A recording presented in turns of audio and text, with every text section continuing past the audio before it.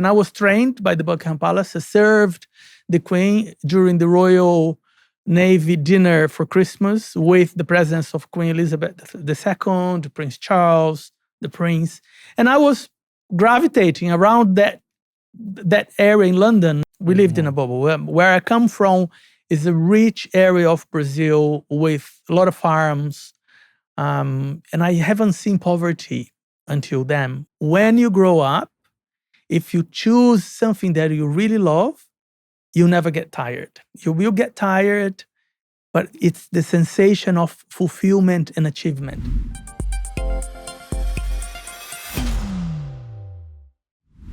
Assalamu alaikum. I am Ahmed Attar and this is Petroly podcast from مختلف.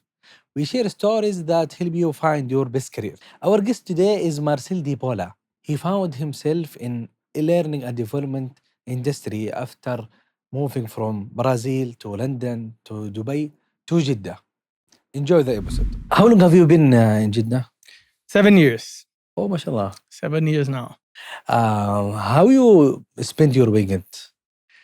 Well, at the moment, I'm spending my weekend studying and creating content for my Instagram account in emotional intelligence. Before that, I used to spend my weekend diving. When I got here, I learned how to dive with people that I work in my previous job. And exploring the Red Sea, it's amazing. But 2 years ago, I decided to start creating emotional intelligence content.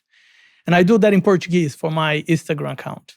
But why did you choose emotional intelligence Good as question. your specialist? Good question. This is a long story,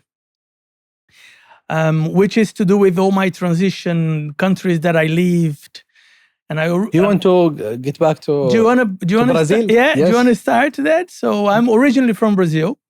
My mom is her family is Italian. My dad is Brazilian. So my mother's family immigrated to Brazil in the 1800s and the beginning of the 1900s, and they were placed themselves in the countryside of Brazil, where is the belt for coffee. So my family has been in the coffee business for over 100 years, coffee and farming business. And that's where I was born. And I come from quite a privileged background in Brazil. Never took life too serious until I decided to do business against my family's advice. My dad wants me to be a doctor or a lawyer, but I want to do business. And I did that in Brazil, and then I decided to leave. I decided to go to London to learn English. And So you had your university at Brazil? I had my bachelor, Bachelor degree. until I was 23. So Tell me about your bachelor a little bit. yeah, so I'm being in a family that always been entrepreneur. My grandfather was a very well-known entrepreneur in the countryside, dealing with coffee and farming, and he was very successful. And seeing all of that, the last thing I want is to be a doctor or to be a lawyer. And I want to do business. But all this, my dad has this idea of wanting the first son. I'm the first one in the family, first grandson and first son. And he wanted that status of a doctor in the name. But I was against it. I wanted to really venture in business. I love the business environment. And I decided to do a business administration. So that's the university I went, and not a famous university, was a university close by. And that was the way I could start, the way I found in order to get myself knowledgeable around business was joining the university. But then what I realized after finishing my university, if I wanted a career in business, I needed to speak English. I needed to speak very good English, and I need to be able to write and read and speak fluently.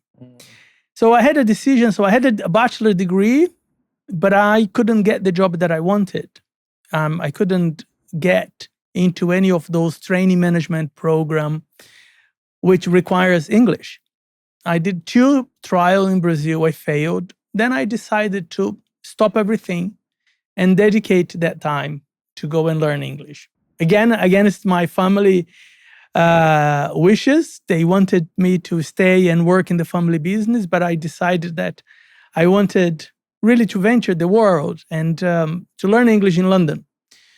So I graduated in January 1994, and then I had a car, and I had a small piece of land, a few things that my heritage and I got from my family. To be honest, at that time, I never worked seriously. I was never taking life too serious. I was as my father used to call me, I was a bon vivant. I was enjoying my life. My family had money and I had access to certain things, and it was fun. But then the decision to go to London, it was against my family, and it was a decision that I wanted to make. So I sold all my stuff. My car had a piano as well, so I sold my piano, I sold my car, my piece of land, managed to get an amount of money, and I went to London. And in London, I went to live in a small city next to London, next London, in Brighton. There I had an arrangement where I paid for 6 months for school accommodation and food. And I started studying, and I realized I would never learn English in 6 months. It was because my idea was, I go to London, study 6 months, learn English, come back, get the job, and work for the family. So they've never happened. On the flight, I met a lovely girl, which is a very good friend of mine, Yara, and we made friendships. She stayed in London, and I went to Brighton. But in 6 months, I ran out of money, and I didn't have any job, and I need to study. So she was the first person to call, and Yara was super, super, super welcoming. So she invited me to come to London and stayed with her until I figured things out. That was 1994, and she was a great support. So Yara and I got really close, and she was a great support. And through her, I was discovering London and was able to work, paying for my study, and then really dedicate to learn English. At that time, my dad decided that he would stop funding me. And he said, right, you said 6 months, now we're there for a year. And I'm not going to pay for anything else. So if you want, you have to find your own way. So he canceled my credit card. And then I really had to learn how to go about life. And that's when I came across Daniel Goleman's work, Emotional Intelligence. Daniel Goleman is the main author that translated emotional intelligence to a much more modern language, to a language that we could really understand. And I read the book. When I read the book, that really resonates to me, that all new ability of emotional intelligence really started talking a lot to myself for building my self-awareness and really understand what else could I do apart from English, apart from my knowledge in business, and what else would be important for me to be successful in my career. So what did you then move from London? So I was in London for 20 years. So that 6 months, it allowed me 20 years. And it was an interesting trajectory. The first 3 years I was there with the help of Yara. Yara and I moved to a British family house where we used to look after the kids. There were 2 kids, Daisy and Grace. Daisy was 2.5 years old, and Daisy was 2 months. So Yara and I was taking turn and really shared the responsibility for looking after those 2 kids. The parents were very busy, entrepreneur. David and Jessica work and leave the kids with us. So Yara studied in the morning and looked after the kids in the afternoon, and I studied in the afternoon and look after the kids in the morning. So we managed to do this for a period of time. Then Yara had to go to Brazil to look after her mother, and I stayed there alone with the 2 kids and the family. And it was a phenomenal experience for me because I was really understanding the meaning of responsibility. If I have to make that decision now, I probably would not take the decision to look after kids. I don't have any kids, but until now, and I taking responsibility for somebody else's children was a massive responsibility. But I was very happy. Jessica, David trusted me a lot, and I was the kind of nanny that I would do the full weeks schedule for the girls, where they would go for swimming, singing, artwork, and I would enjoy that because that's another way for me to learn English with them as well. So it was a very active schedule, and I want them to wake up in the morning and having a busy schedule. So that took me for 3 years doing that job. And in the meantime, but you're learning in the mornings. Yes, I was going to school. English school, proper English school. Francis King was the name of the college, which I was really diligent for that time. And for the following 5 years, I was very diligent, going to school, sitting in the class and learning and doing the exercise for me to be able to really be competent in speaking. I still have a lot to learn. My English is still certain parts that needs to be polished. But there was a way for me to ensure that I would learn. In that time as well, I find other jobs that really brought more competence around interpersonal skills. I was a waiter, and I work for a silver service agency. If you're familiar with silver service agency, it's type of waiter that you serve in functions. So we trained proper butler service. There was a specific way of serving, not in a restaurant, big functions. And I was lucky enough to be selected to work for the Buckingham Palace. So I was invited to do one function at the Queen's birthday, her 60th birthday, which was at Downing Street. And then they liked my commitment, my seriousness of work. Sorry, I keep bumping on the microphone here. Yeah, it's okay. So I was very, very responsible of the work that they gave me. So they ended up giving me more functions in St. James Palace and Lancaster House, which is all around the mall. If you're familiar with London, around the Buckingham Palace, you have all these royal events venue where you have to have a special training for you to be able to serve in that event. And I was trained by the Buckingham Palace. I served the Queen during the Royal Navy dinner for Christmas with the presence of Queen Elizabeth II, Prince Charles, the Prince. And I was gravitating around that area in London. And I lived in Lancaster Gate, which is just across Kensington Park, on the other side of Buckingham Palace. And I was, when I look at that, I find myself really lucky, really blessed, because I was working for a really great family that recognized my work, trusting me with the girls that I was looking after, giving me time to do shifts for those sessions and allow me to study. So that was until 1996, 1997. And then I had a break. I went to Brazil for a period of time. I was from 94 to end of 97, entered to Brazil. Tried to do a bit of job in marketing in Brazil, which was super successful. I loved it. I worked for a small regional shopping center being marketing manager, and had my own publicity agency and managing 47 stores in the shopping mall, creating the marketing campaign for them and really making quite successful beginning of a regional shopping center. But then in 2000, my mother alerted me for our Italian citizenship. And then I managed to get my second citizenship, my Italian citizenship. And then I decided to go back to London at that time.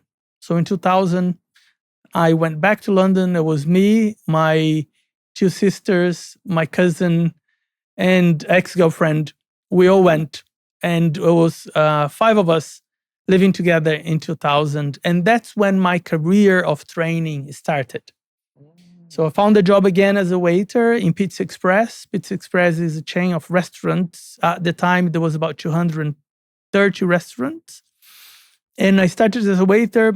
Soon I was invited to do openings around the country, being an expert waiter.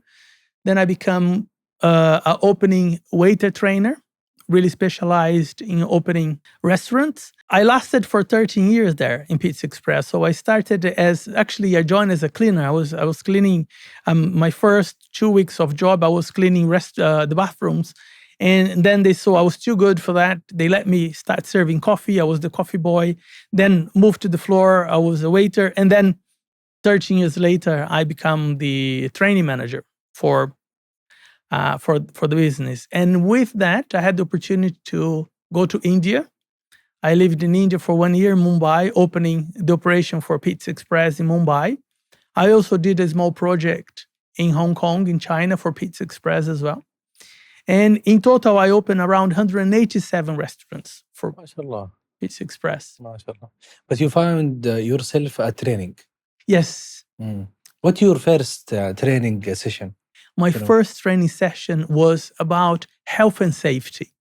Training all the waiters on slip, trips, and falls, on all need of being aware of fire extinguisher, fire, types of fire, and avoiding wet floor, avoiding, there are certain, we had some electric hot ovens and electric fridge that people need to be careful with that. And I remember it was my first qualification in 2000, and that's end of 2001, end of 2001. That was my first proper training session. And I was, for 1 year, every single day, delivering health and safety training, which to be honest, a lot of people say health and safety it's boring as hell.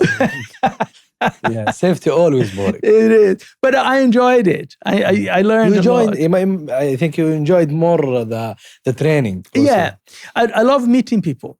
I think my strength is really being very gregarious with people, and I love meeting new people and share my knowledge. In this 30 years trajectory, my purpose is really unlocking potential, really helping people to find the best way to be themselves.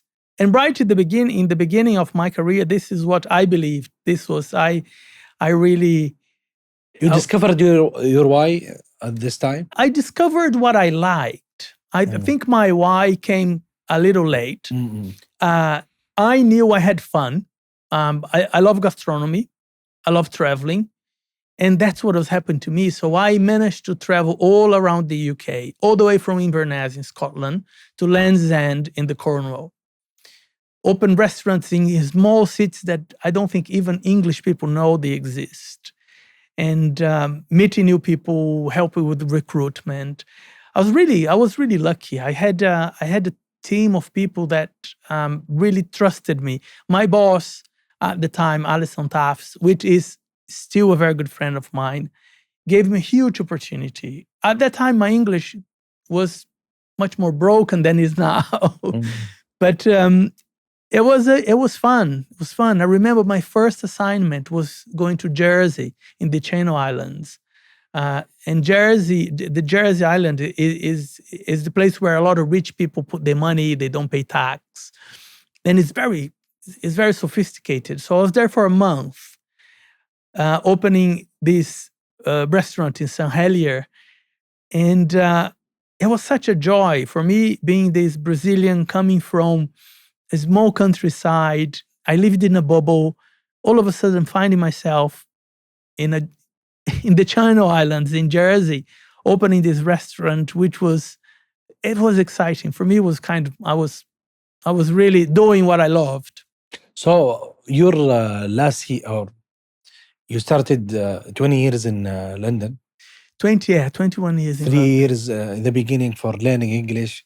So what is your last year in So Nanny. I did from London. There was 13 years in Pizza Express, and Pizza Express really shaped me. And I talk about Pizza Express with a lot of care and respect, because that was the business that really looked after me. They paid for my certifications. They really invested in my career. My CIPD. CIPD is one of the best qualification for training. Is Chartered Institute of Personal Development. So Alison was the first person that really started grooming me. Then I came across an Egyptian guy called Nabil Bancarius. He was the operation director for Central London. Really liked my work and helped me, and gave me an opportunity to really do openings there. I had great people coming my way and really support me through my career. So this time in Pizza Express, I had Alison, as I said, Nabil, who really helped me to understand the business, really understand, what kind of food would be profitable. He helped me to understand the square meters of a restaurant, then which tables would be more profitable than others. How would you make the logistic of the kitchen to the drinks to the table, and all of that would mean that waiters could be super profitable, especially on tips. And I was very lucky. When I was working as a waiter, I used to make a lot of tips because I understood all the synergy on the floor, and I loved it. I was in an environment that I really, really enjoyed. And then that came to 13 years. A lot of people came through Pizza Express. The latest boss is Julie McDonald. Julie is a little Scottish lady that really tough, but she gives tough love, and she helped me a lot. In fact, my transition from London to the Middle East, it is through Julie, which I'll come to that in a minute. But I came towards the end of my project in Mumbai, I was in Mumbai for a year, opening the first operation for Pizza Express there. And there was a restructured, and they made my position redundant. So I came back from Mumbai, going through a redundance package project. And at the same time, I was being headhunted by Hard Rock Cafe, which was pure, blessed, lucky, God's wishes. It was very, when I look at that, I said, my God, that was at the right time, because I ended up getting a really good package from Pizza Express. I had shares. They gave the money back for my shares, which was a reasonable amount. So I finished the 13 years in a very nice place, and started a job with Hard Rock Cafe. So Hard Rock Cafe is a premium brand, and I was the regional learning manager for Europe. Another job that would take me around Europe. And I was based in London. Our office was in Hyde Park Corner, just above Hard Rock Cafe there. Great brand, more famous for the T-shirt rather than the food itself. And I was there. I was in charge of Europe. I looked after 20 operations in 12 countries. And I was the regional learning manager. My responsibility was really getting managers ready to operate new restaurants. I was lucky enough, in 2 years, I opened Nice. I was in Nice for nearly 9 months, south of France, opened Hard Rock Cafe at the Promenade des Anglais. And Hard Rock Cafe had this really strong support network where I could bring trainers from all over the world, and they would stay there with me. I would orchestrate the onboarding, the orientation. I would present, and they do it really fun. We always hire big buildings, because it's nearly 200, 300 people going through the onboarding, the orientation, and really exquisite cafes with a lot of rock memorabilia. So that was Nice. Then from Nice, I went to Glasgow, in Buckingham Street in Glasgow in Scotland. I was there again for 6 months. That was a challenging operation because that Hard Rock Cafe was in an old cinema.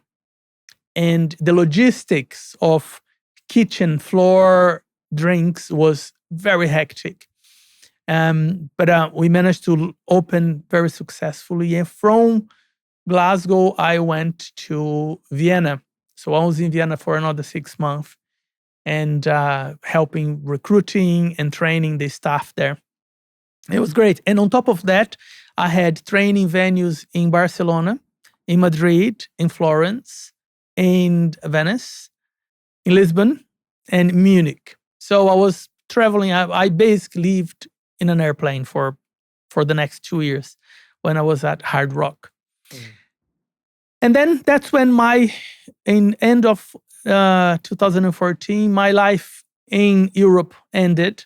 Your beginning in 20s, it was a lot of opportunities and thrills and errors, but you found the training at what you like at the 2000. Yeah, I was 30. 30. I was 30. Yeah, You were 30. I was 30. Talking with people, helping people, empowering people. Yeah. So at 2014, what is your new discovery? Well, 2014, I become much more strategic about restaurants, about hospitality in itself. First of all, being 13 years in a business, when I was made redundant in Pizza Express, it generated a lot of anxiety and uncertainty because I believed I only knew how to sell pizza. That 13 years in a pizza place, although I knew how to open restaurants, recruit people, but I said, my God, I don't know how to do anything else. And it was and that's where reading emotional intelligence at early stage helped me to be more in tune with my feelings and not believe in all the feelings that I had. Because at the same time, I was, maybe going through some fear, some doubts, anxiety. Another feeling that I had that I think was the biggest among us all was curiosity and really face the unknown.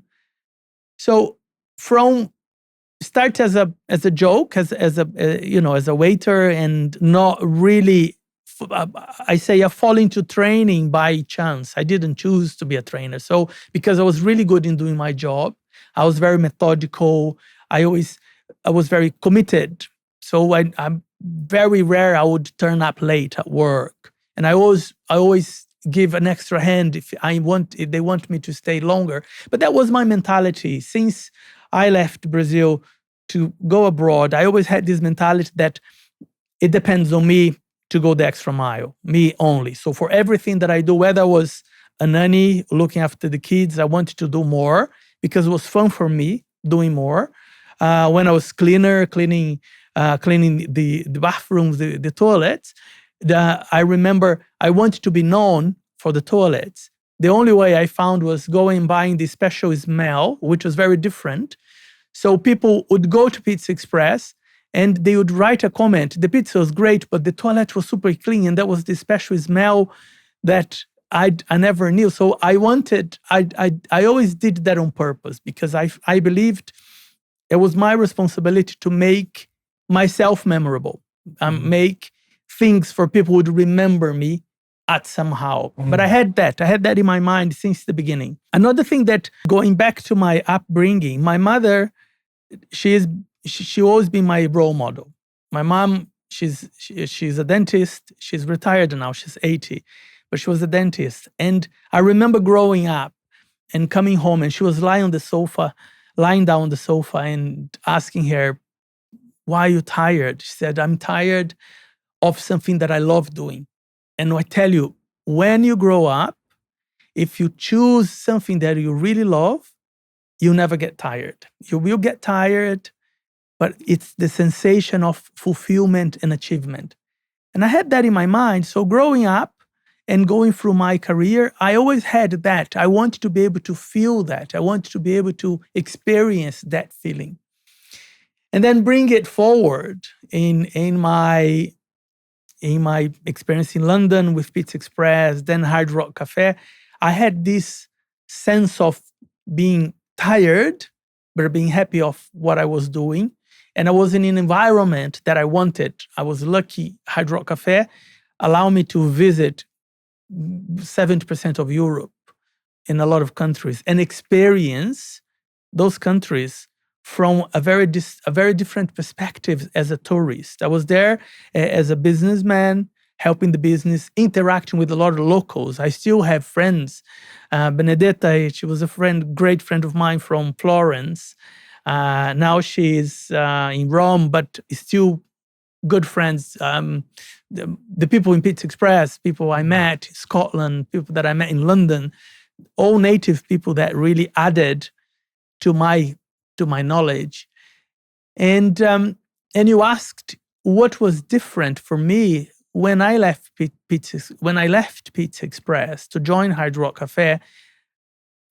Two things. First of all, I learned that I knew more things than only selling pizza. So I was exposed to a much high-end brand with different products, not just food. They had all this front shop for t-shirts and all fashion design, which was a great opportunity to learn, again, the business mix, the business model. And the travels and meeting the new people for management also gave me the confidence that I knew more than just transactional work. I started learning more strategic work, what kind of caliber of people we need in certain types of restaurants to make it more profitable. And that's when after the end of the second year, which I was not enjoying very much, these travels and Hard Rock Cafe culture wasn't really for me. And my boss, Julie McDonald, she was working for Nando's in Dubai. And that's when I got the invite to go to Dubai and help her to open restaurants for Nando's in Dubai. 2000? This was end of 2014 to beginning of 2015. And I went and we worked for 1 year. And then unfortunately, she had to leave. She went back to Australia. Her husband is Australian. But Julie was phenomenal. And she's still a very good friend of mine today. Julie is this friend. She was a manager and I learned a lot with her. I learned a lot to elevate the caliber of my work. And she was pushing me really to deliver the best, sometimes in a quite direct way, which was quite intimidating, but it just made me stronger. And I moved to, actually, the first time I went straight to Abu Dhabi. So I was living with her and her husband. They had this beautiful villa, 5 floors in the canal. And I had 1 floor just for me. And they were so generous. David and Julie were absolutely generous. And we were traveling to Dubai together, Abu Dhabi, Dubai for 6 months until I then established myself in Dubai. And I was there for a year. And in 1 year, we opened 5 restaurants, which was quite a big achievement. It was a great experience. But then that's when my career started shifting. That's when I was approached by a hotel operation to open a 5-star hotel in Dubai as a director of learning. So that's where I start feeling, this was 2000. Director of learning? Director of learning, yeah. Director of learning and development. So that was my role. My role in Nando was a head of training, head of learning, and responsible for onboarding, for training, and although my knowledge is L&D, we call learning and development, training.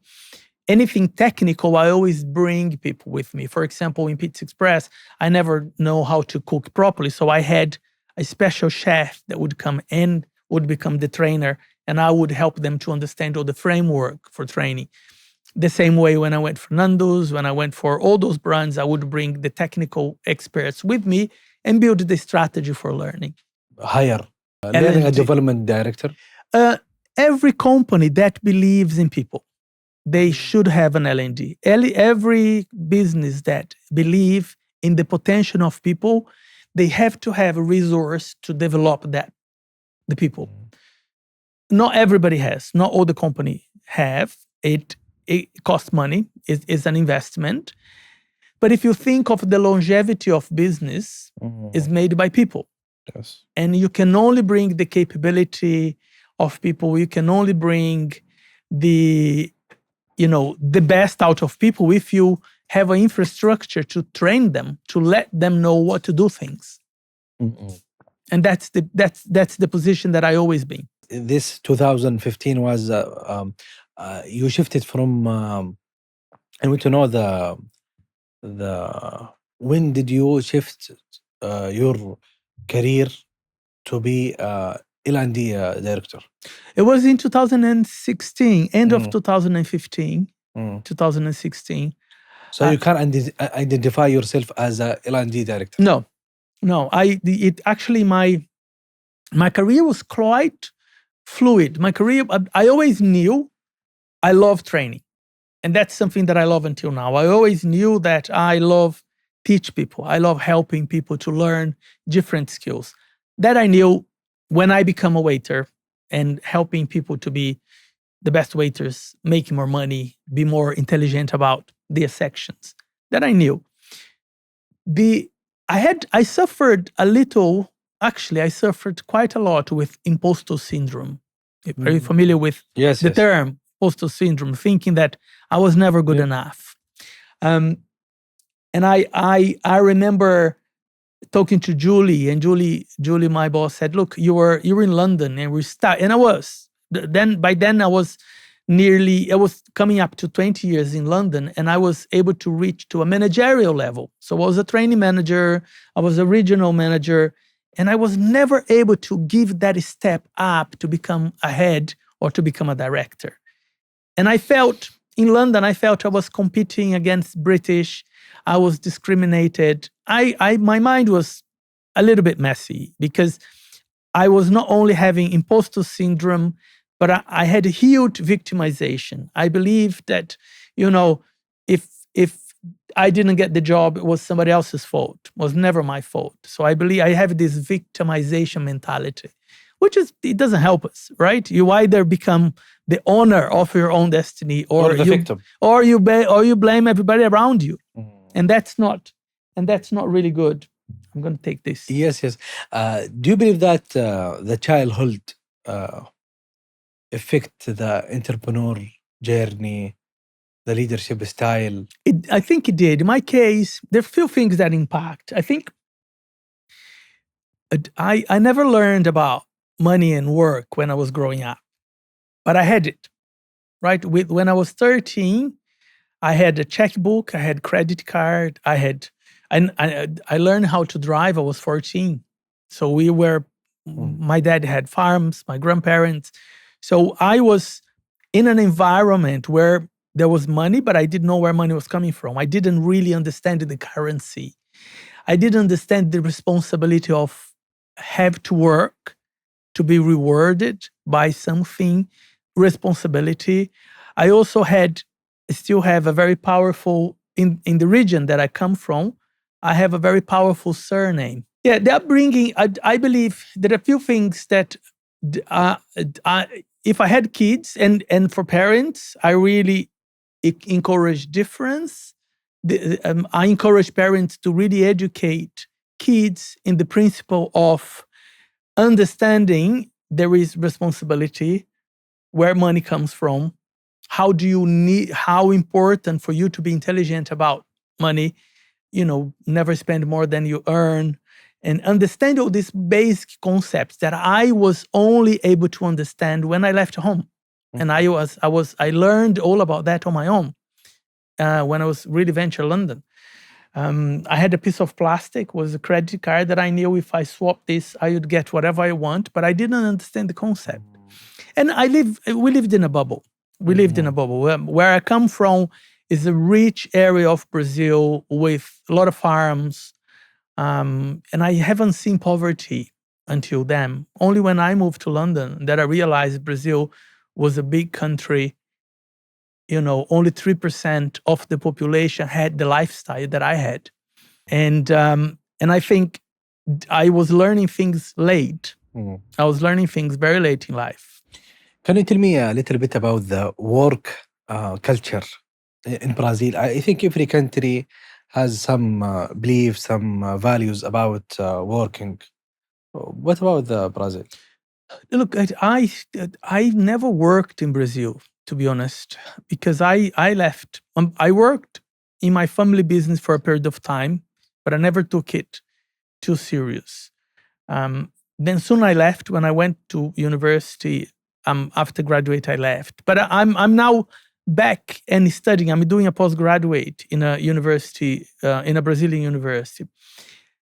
But I think Brazilians has, and it varies. It will be very hard for me to do it and generalize it.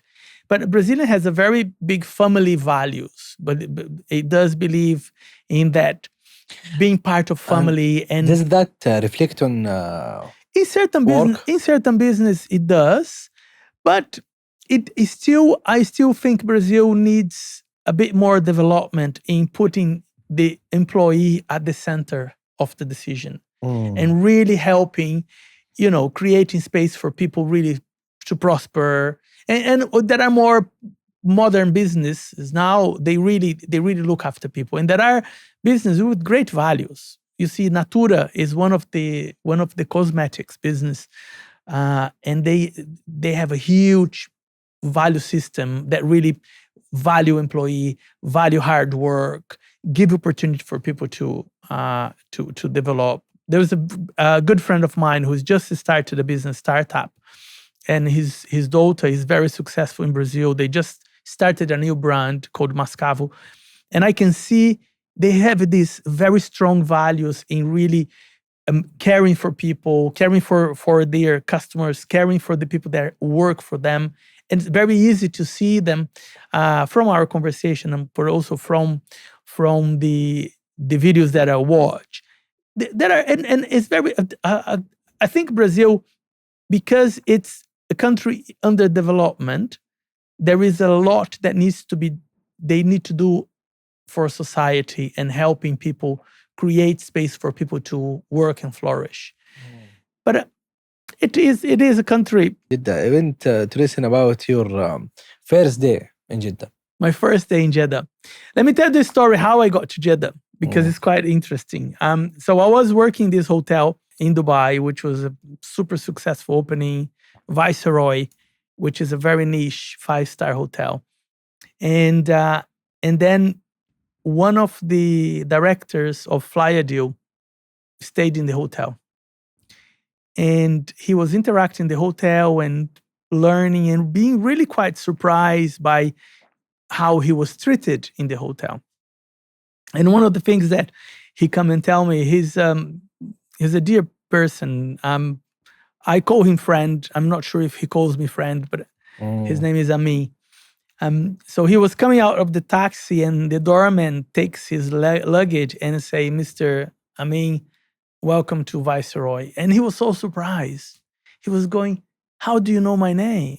And they said, "Oh, I can tell you, it's a trick," and all that. So then he goes in, he does this checking, and there was few elements in the reception, and the person doing his checking she was very articulated. She was able to tell all the story about the values of the business and all that. And he stayed there for a week. All the interactions he had, he was amazed. And he keeps asking, "How do you know this?" "Oh, Marcelo is the one who helped me to learn. How do you know?" So my name was coming a lot. Then I got a call from an Irish guy, Eugene. Said, "Marcelo, look, we like what you're doing in Viceroy. Can we have a coffee?" And then I went for a coffee with Eugene, thinking he was trying to sell me something. I was thinking Eugene wants to sell me a course. Usually I had a lot of people trying to sell me things, but I always see the opportunity of meeting them. So I went in my shorts, t-shirt, met him in Dubai Mall, Marina Mall, and he was a recruiter for Flyer Deal. He said, "Look, we really impressed with the work that you do. Would you consider to come to Saudi? How do you find?" I said, I never thought of that, but let me check. So I went in, and I came across the Vision 2030 when I was doing the review. I learned about the Vision 2030, and I was so impressed really impressed. The way it was written, the commitment to people, and all of that. I said, you know what? I think that's the place where I want to be. And I accept the job. So I came and I joined Flyadu. And was that. So I remember arriving, it was in May. Eugene was in Dubai. I flew with him. And my first day, they welcomed me with kapsa. And we were sitting on the floor eating kapsa. It was the breakfast. It was my first day in Flyadu. And it was an amazing experience. I loved it. And that's why my transition from learning development from a hotel to an aviation business, which was loads of learning. But it's hospitality. It's all about people. And L&D, the function of learning development, it is all about people. No matter which industry you are, it's about getting the people that you have, first of all, getting the right people into the business, and then grooming them for them to understand the business value, what the business care about versus what they care about. What is great customer service and what is at stake, what's important, like health and safety. Aviation is a heavy regulated business that everybody has responsibility for safety, from engineers, pilots, crew, support, service. And I had a phenomenal time. I had a great time. And in all the jobs that I did, what I really enjoyed is the freedom to create.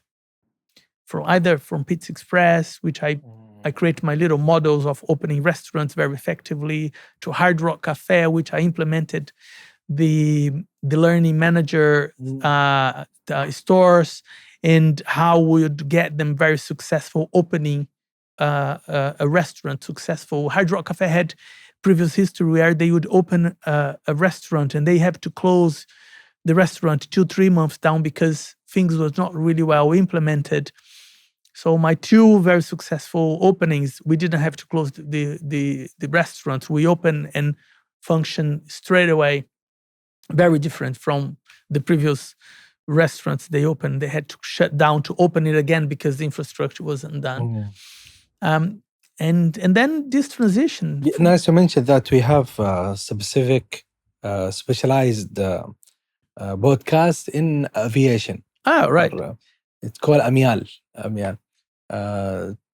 Two interesting people that love nothing but the airplane, and it's called Amial. We started in Arabic. All our podcasts now in Arabic, but some we are trying to move to the global by starting the English. I am happy to talk about yes. But after that, you moved to health and care industry. Yes, retail, healthcare, retail pharmacy, healthcare, which again is a completely different ball game. And what attracted me to this industry at the time when I was when I just moved to Dubai. I keep going back. I hope you'll be able to put the meaning in this podcast, Ahmed, because I keep coming back to Tamam? Nice story. So when I just moved to Dubai 2015, I had 2 very active parents. My mother, she's graduating dentist and she worked until she was 67. She was very active. My dad was entrepreneur, farming business, coffee business, and all that. And they worked until they were a certain age. Then they retired. In 2015, my mother, I had a young sister who lives in Texas. My mother was visiting my sister, my brother-in-law, her grandkids. And then overnight, she had a health situation where my sister didn't realize what's happening. She was losing color and really getting really in a situation where we didn't know what happened. So she was taken to the hospital and the doctor said she only had 3% of chance to live. She was having heart and all organs failure. What happened at that time? She had problem in her mitral valve. Mitral valve is one of the main valves in the heart that she had she had a type of bacteria that calcified the valve, and she had to go through surgery. But by that time, her state was very, very dangerous. She was in Texas. We couldn't operate in Texas because we didn't have insurance enough. Our insurance wouldn't cover the type of surgery she had there. We had to bring her to Brazil, where we had better means to do it. So she was in the hospital for a week. The doctors managed to get her stable enough to get back to Brazil. At that time, I was working for Nando's in Dubai. Took a month off to look after her. Managed to take her back to Brazil. She then had the surgery. That changed my life. That changed my completely everything that I used to. For example, what changed? My idea of having fun and going holiday with friends and really enjoy my life as a single man, it changed because since that, I didn't know for how long I would have my mother. And she's very special to me. So everything that I was doing was around her. And understanding her health condition was one of the main things as well, because she had then a biological valve. She had open heart surgery, and I need to learn what I need to do to put a better infrastructure around her. And that's when I arrived in Jeddah, going through all of that. So I came here after a year. She was here. She came to visit. She loved Jeddah. She absolutely fell in love. And then at the same time she was here, I was headhunted to join this private retail sector in healthcare and pharmaceutical business. That's what I see the opportunity to really do, share my expertise around people development, but also learn about healthcare so I could look after my mother. At the same time, I took the job in this private business in healthcare. My dad was diagnosed with Alzheimer at the beginning of Alzheimer. So I have two people in my family, my mom and dad, with chronic disease. And my nearly 5 years in this healthcare business helped me a lot to put a phenomenal infrastructure around them for them to have a quality of life. So I not only learned about, the medication therapy management, which is one of the main pillar of healthcare to help chronic patients to understand the importance of take medicine on time, what kind of medicine they need to take for a better, long and healthy life. Also helped me personally to make better choices for my parents. I'm the one who look after them from far away. So I have 2 helpers. Actually, I have 4 people there. 2 people looking after the house and cooking, and another one to look after them. And very intense physiotherapy, therapy, personal trainers. And so the work that I had now, which I feel is an exchange. I give all my expertise around training and development, putting the best infrastructure, working with young Saudi nationals to groom them to be the future leaders of the business, which I love. Training all my expertise around hospitality to healthcare, patient care, and really helping improving the business from people perspective, but also learn everything I can in order to make sure that I give my mom and dad long life and aging with dignity and suffering less with the chronic disease. So I feel really blessed to be part of an entity that really helps me and gives me the space to be with them as much as I want. So my dad wasn't well in July, and I was there for a month working remotely, looking after him, talking to the doctors to see, because now 5 years ago we identified he was diagnosed with dementia, with the first stage of Alzheimer. But the disease can progress quite quick, or can delay. So in 5 years, it was all right. But just this year, things start going down. I feel in my heart, I feel God is in control. And I feel this sense of support that even far, I have a great group of people that I can rely on. And all the learnings that I have from healthcare industry allows me to make better choices for them. Interesting. So from Brazil to London to Dubai to Jeddah, and from food and beverage to hospitality and aviation and healthcare industry. So for now, after 30 years of career, 30 years? Yeah, 30 how years. can you now identify yourself career-wise? I feel a huge sense of achievement. I feel really happy when I look back. There is the quality of life I judge by sense of achievement. I feel I have achieved a lot. I'm being very dedicated and curious in learning. And I'm constant reading and learning. But when I look back, the amount of recognition I have from people that either been in a training with me or participated in a presentation skills or in a communication or in a leadership, having this recognition, and the people that I met along the way and still very good friends and still coming for counseling, for advice. I see myself as I have this great sense of achievement and huge satisfaction for where I am now, financially stable, able to help a lot of people around me, financially as well. Being a single man helped me to have extra income to support others. My mom and dad. So my mom is coming here on the 2nd of October again. She stay here with me for a month, which will be her 5th time in Jeddah. MashaAllah, MashaAllah. And career-wise, I feel I'm gonna be 60 in 6 years' time. I can't believe this is.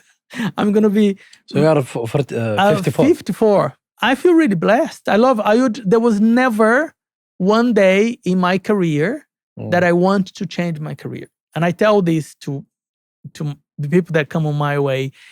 I think I've been you have to make some compromises. You live the moment. Yeah, I live the moment. I took the opportunities. It compromised my relationship. The fact that I traveled a lot, no relationship would survive on these travels. You don't believe in long distance relationship? I don't. Does it work? And I don't think it works.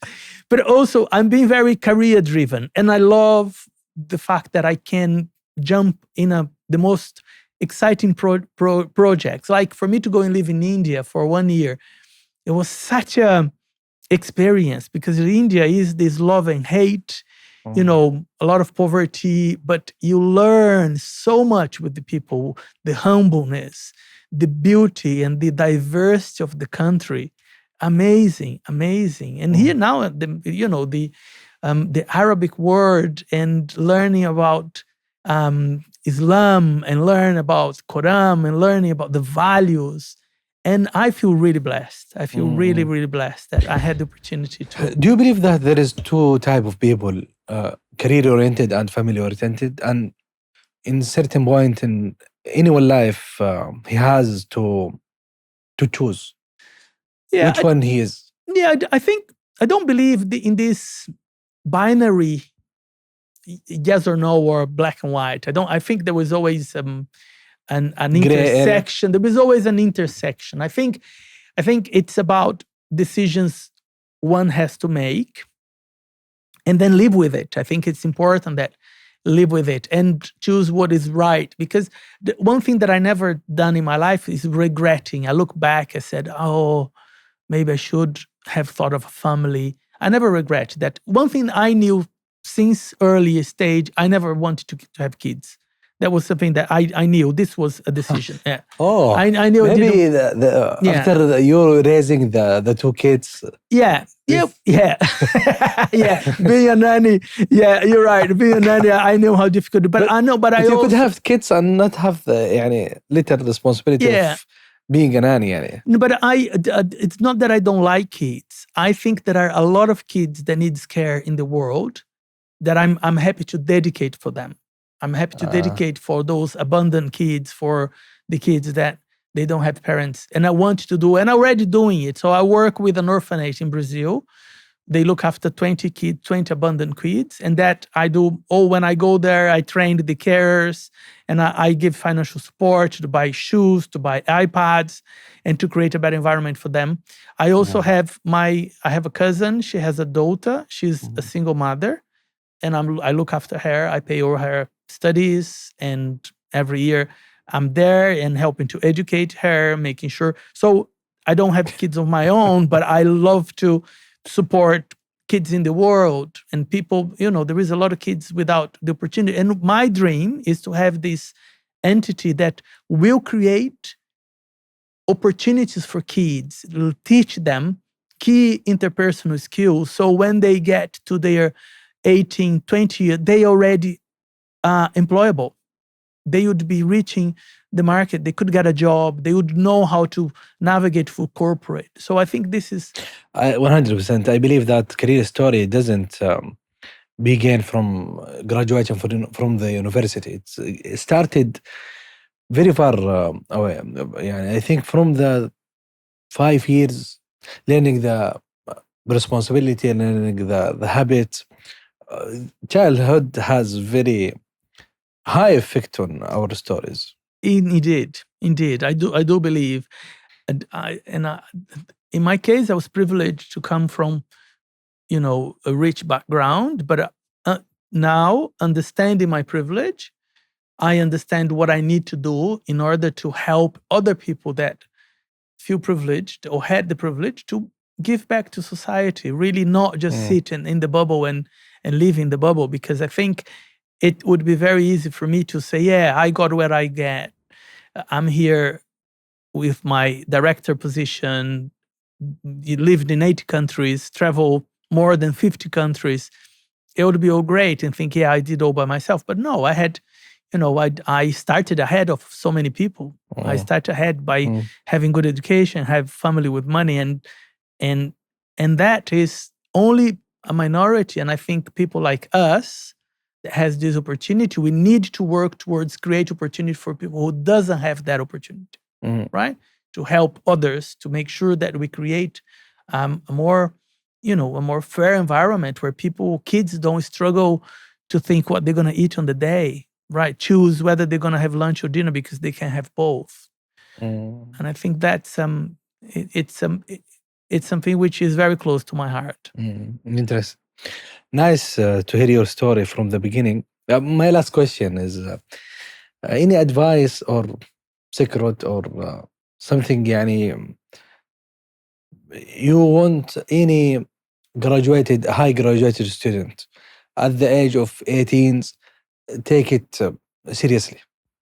That thing can change his career story.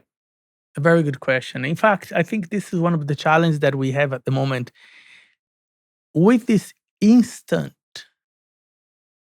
world that we live, this everything is for now, this lack of patience. There is this overly urgent, things needs to happen now. This patience is something that it's a real ability, and people needs to develop that. And I for the young graduates that I work with, I said, be resilient and stay longer.